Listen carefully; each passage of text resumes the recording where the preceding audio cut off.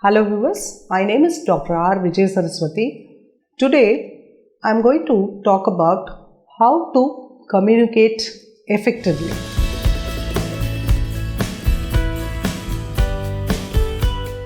To communicate effectively, there are 4 skills which you need to keep in mind.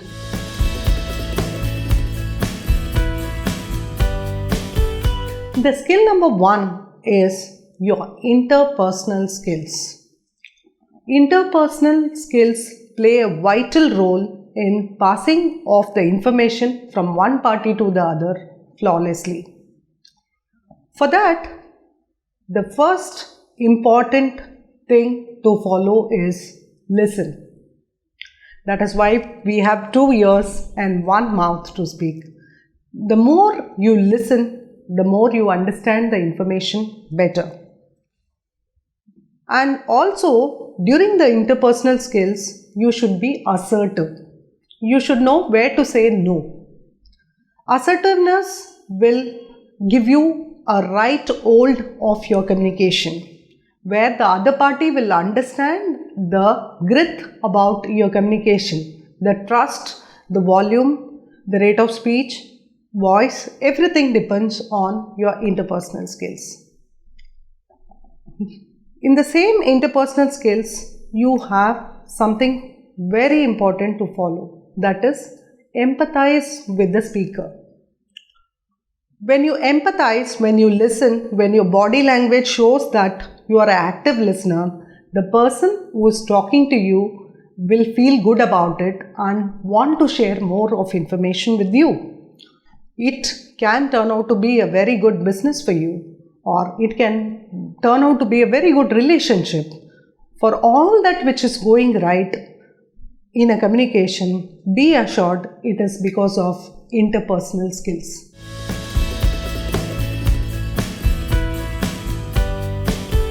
In a communication, presentation is very important. What is your body language? How are you speaking? How are you communicating? Where is your eye contact?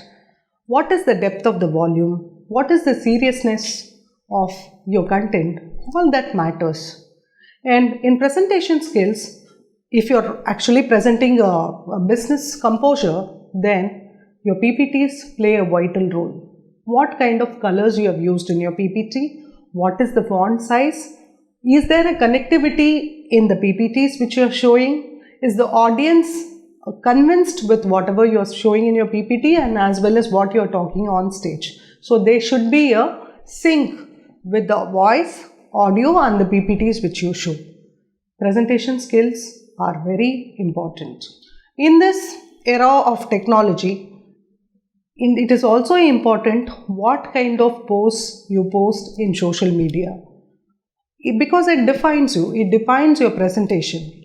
What kind of videos you post, what kind of pictures you post, whom you associate with, whether you have presented yourself ethically correct.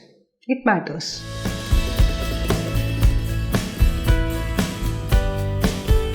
Writing skills, your letters, your emails, and also your telephone conversations or telephone WhatsApp or whatever messages you send becomes a writing way of communication.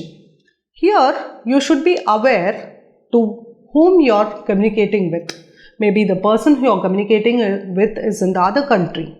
Then you should be aware of their time zone, when to contact. The etiquette is very important because it's a written document. You should not have your emails very lengthy, or it should not be very short. It should be precise, as well as it should have a sentence telling what is expected out of the person at the end of the mail. What action is required. So this will give clarity of communication to the party who is reading it. Whatever communication you write through WhatsApp and other mediums also becomes a written skill, written communication. So you should be really aware what is that you are posting and what time zone you are posting. Please avoid forward messages and good morning and good evening messages because they get in abundance and it clogs your phone.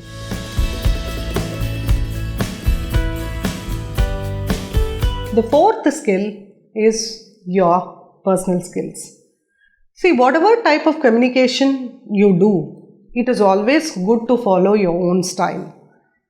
You can take inspiration from the videos you watch in YouTube, or you can watch some movies, or take some support from friends, mentors, coach and all that. But there is something called as your own personal style. Always believe in it.